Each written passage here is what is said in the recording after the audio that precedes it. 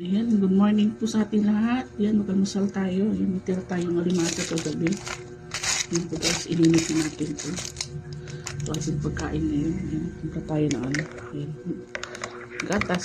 Lagyan natin ng konting mangustin na coffee. Sa ito ating pagkain yan. Ang kanin natin, oh. Hininit ko yung bahaw guys. Kaya itong aking kanin. Let's eat na po.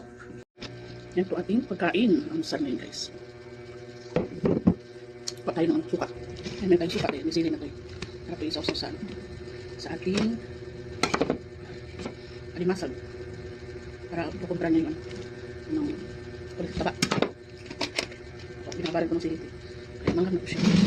Nakat tayo. Yan o.